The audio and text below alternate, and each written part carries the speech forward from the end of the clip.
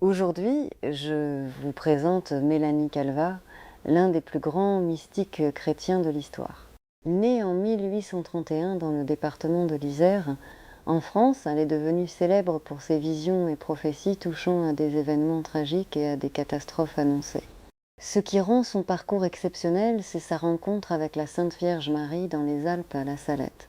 Cette apparition survenue en 1851 a marqué un tournant mystique dans sa vie et lui a conféré une mission spirituelle sans précédent. Mélanie Calvat a eu la grâce d'entendre et de voir la Vierge Marie qui lui a confié des messages cruciaux pour l'humanité. Ces visions lui révélèrent des vérités sur l'état spirituel des hommes, des avertissements sur les conséquences de leur éloignement de Dieu et des prophéties sur des guerres à venir. Les apparitions ont non seulement profondément influencé sa vie, mais elles ont aussi touché des milliers de croyants à travers le monde. Elle a proféré de nombreuses prophéties dont certaines continueront de résonner jusqu'à aujourd'hui, notamment sur la France, l'Italie et d'autres nations. À travers sa vie, Mélanie est devenue un symbole d'espoir pour beaucoup, mais aussi un avertissement pour ceux qui choisiraient de tourner le dos à la foi chrétienne. Avant de poursuivre, j'invite ceux qui écoutent cette narration à commenter d'où ils regardent. Ces mots prennent une résonance particulière selon le lieu où l'on se trouve, car les prophéties de Mélanie touchent chaque canton du monde. Les révélations de Mélanie Calvat proclament des événements tragiques, mais elles lancent aussi un appel à la conversion. Elle évoque des temps de chaos, de division et de lutte fratricide où le sang coulera dans les rues d'Europe. Elle prédit des guerres civiles où les compatriotes s'affronteront, des batailles au sein même des nations, jusqu'à culminer en une guerre mondiale sans précédent. Dans ses révélations, elle avertit que tout cela est en raison de l'infidélité des hommes envers l'Évangile et de leur carrière spirituelle déchue. Au-delà des conflits, Mélanie évoque la colère divine qui se déversera sur les pays infidèles à leur vocation chrétienne. La France et l'Italie, entre autres, sont signalés comme pays qui recevront de terribles châtiments en raison de leur éloignement de Dieu. Ces paroles résonnent comme un clair appel au retour à la foi, au besoin d'une conversion collective et personnelle. Mélanie décrit également des conséquences catastrophiques sur la nature elle-même, comme si les désordres et les crimes des hommes perçaient les cieux pour provoquer le courroux divin. Elle annonce des séismes, des cataclysmes et même la destruction de grandes villes comme Paris et Marseille. Elle exhorte ainsi les habitants de ces villes à fuir avant que le jugement ne tombe, soulignant la nécessité d'agir avant qu'il ne soit trop tard. Les visions de Mélanie ne se limitent pas seulement aux mots présents, mais elles portent également l'espoir d'une rédemption suite aux épreuves. Elle affirme que le retour à une vie spirituelle saine et authentique est possible, mais qu'il nécessite une profonde transformation de cœur et d'esprit. Le triomphe de l'Église et du Christ est annoncé, mais cela arrive après une période d'épreuve et de purification. Elle finit par dire que la paix, bien qu'annoncée, ne durera que très peu de temps, car l'humanité, par ses péchés, créera ses propres souffrances. Il est dit qu'une période de 25 ans d'abondance sera suivie d'un retour à la déchéance si les hommes n'écoutent pas l'appel de la conversion. Ainsi se termine ce premier chapitre consacré à Mélanie Calvat, ce mystique dont les visions continuent d'interroger et de tracer un chemin de foi pour les générations futures. La profondeur et la pertinence de ces prophéties interrogent chacun sur sa propre vie de foi et sur le message que Dieu transmet à l'humanité à travers elle. Dans ce deuxième chapitre, nous plongeons dans les grandes prophéties de Mélanie Calvat, révélant des avertissements sur notre époque et les événements tragiques à venir selon ses visions. Nombre de ces prédictions ont trouvé une résonance dans l'histoire et toutes portent une profonde signification spirituelle. L'une des prophéties les plus marquantes concerne les guerres civiles en France, en Italie, en Espagne et en Angleterre. Mélanie prédit des conflits sanglants où les compatriotes s'affronteront, illustrant la lutte interne au sein des nations. Ces événements trouvent un écho dans les révolutions et les guerres qui ont secoué l'Europe au cours du XIXe et XXe siècle. Les guerres mondiales notamment ont vu des compatriotes se battre les uns contre les autres, ce qui fait écho aux prédictions de Mélanie. Elle va plus loin en annonçant une guerre générale où Dieu ne se souviendra plus de ces pays, car l'évangile de Jésus-Christ n'y est plus connu. Cela représente une déconnexion alarmante de la foi chrétienne qui, selon Mélanie, serait la cause de la colère divine. Dans cette prophétie, l'aspect spirituel dépasse les événements matériels. L'infidélité à la vocation chrétienne entraîne des répercussions tragiques. Mélanie évoque également des catastrophes naturelles impressionnantes comme des tremblements de terre, des inondations et des destructions cataclysmiques des grandes villes, notamment Paris et Marseille. Sa parole peut sembler alarmante, mais un regard sur l'histoire récente révèle que des villes ont effectivement subi d'immenses pertes, parfois dues à des catastrophes naturelles dévastatrices.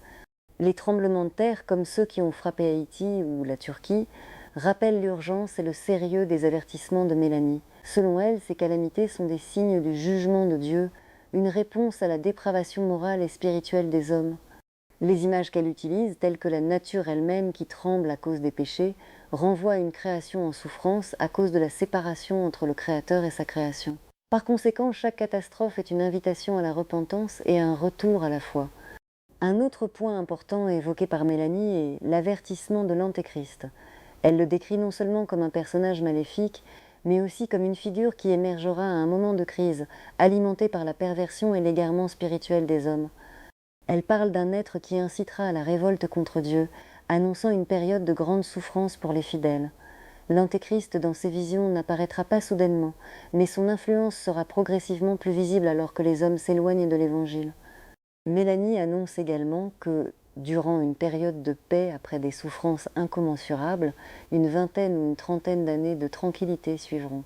Cependant, elle prévient que cette paix ne sera pas due aux efforts humains, mais plutôt à un acte de miséricorde divine, une réflexion de l'espoir et de la charité qui renaîtront parmi les fidèles.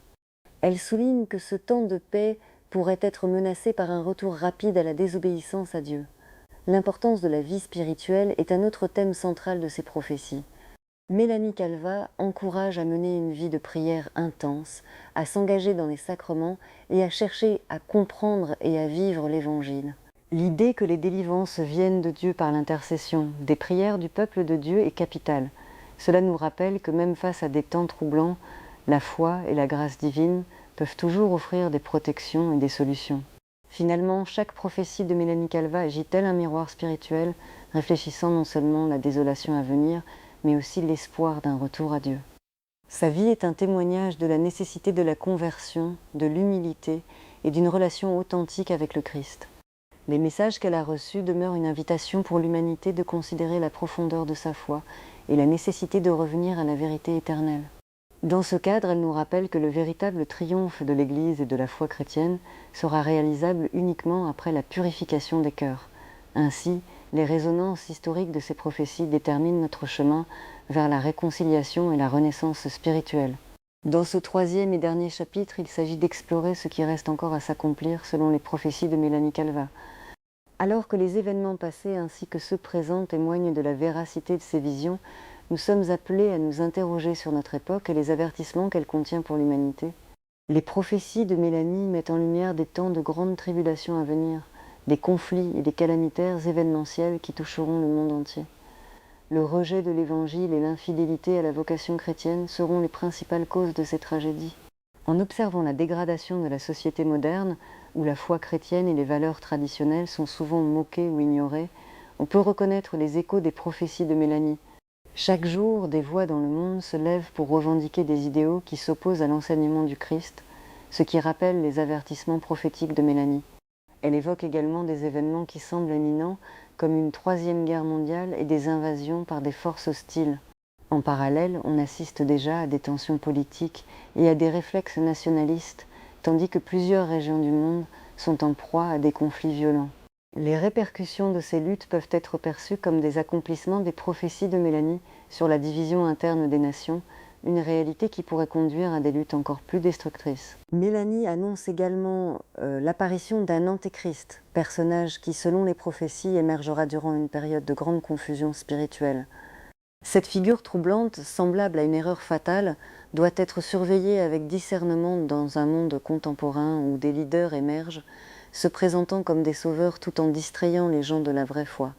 Les mystiques et les sages de l'Église mettent en garde contre les faux messies, soi-disant porteurs de paix, mais qui se révèlent souvent être des manipulateurs. Cette imagination prophétique soulève une inquiétude qui mérite d'être examinée attentivement dans le contexte actuel.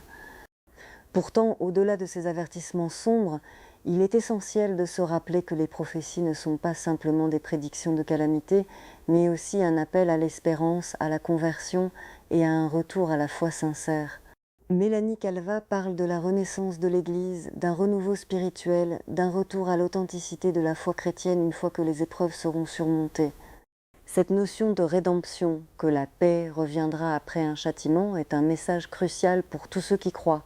Il est crucial de garder espoir et de s'engager pleinement dans une vie de prière, en fréquentant régulièrement les sacrements, en offrant des actions de charité et en se réunissant en communauté.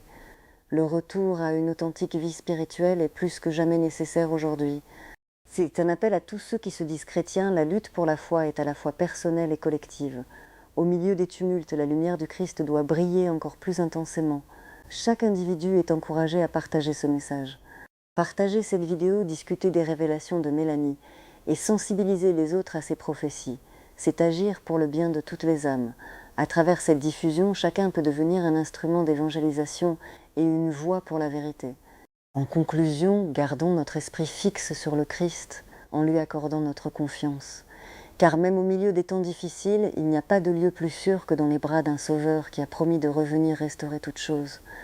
Que ces paroles nourrissent notre foi et incitent chacun à rechercher le véritable chemin de la lumière en se tournant vers l'Église catholique qui, malgré les tempêtes, est la barque du salut. Que le Seigneur bénisse chacun d'entre vous et qu'il vous garde en sécurité dans la foi jusqu'à son retour glorieux. Amen.